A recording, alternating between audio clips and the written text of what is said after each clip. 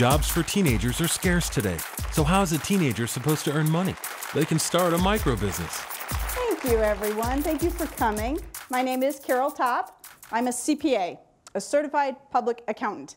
Accountants help businesses be successful. And I'm also an author of a book series called Micro Business for Teens. And tonight we're going to talk about the first book, Starting a Micro Business. I got interested in helping teenagers start their own micro business when some of my own tax clients called me because their teenagers were starting businesses and they needed some help with their taxes. And I started researching and found there's a lot of information out there if you're a child and you want to start maybe a lemonade stand, but you need a lot of parents' help.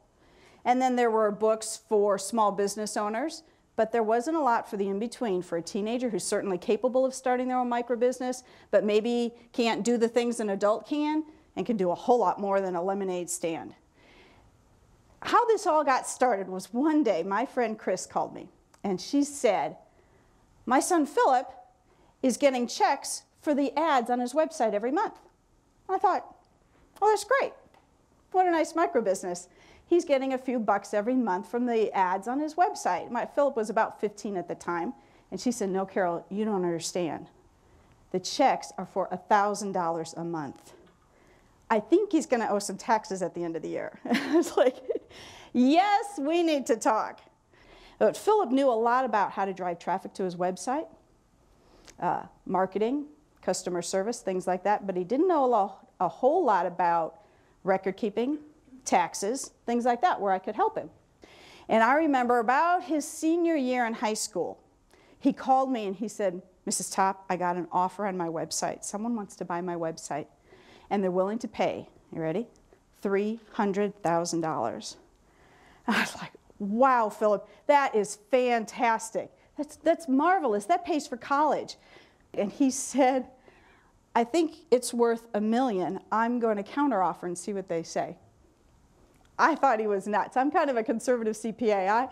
I was thinking, take the money, Philly, take the money. I would never do very well with those game shows. I would cash out early. But he didn't. He wanted to keep running the business, so he turned down that offer and he kept running the business through college. Now you're going to see more about Philip because it's a pretty neat story about what he ultimately did with his business. I want to use Philip as an example, though, of what a micro business is all about.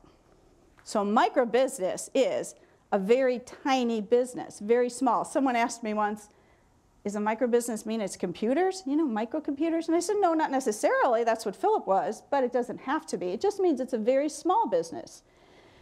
There's only one worker in the business, you, the business owner.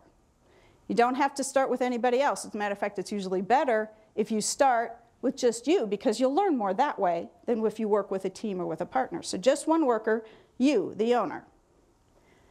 Micro businesses are usually home-based. It's safer there.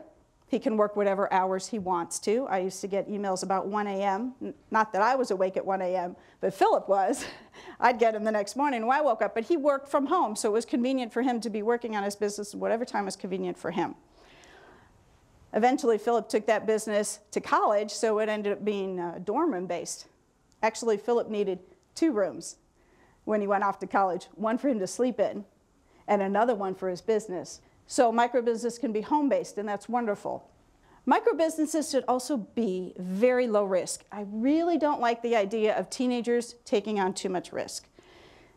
You're in this to make money, not lose it. So a micro business can be very low risk. You should be able to start a micro business with very little startup money, maybe no startup money at all. You should be able to start with what you already have. Philip started with his computer in his basement. That's all he needed to start a micro business. You could start with what you already know, the knowledge you already have. So another story I want to share with you is my daughter Sarah.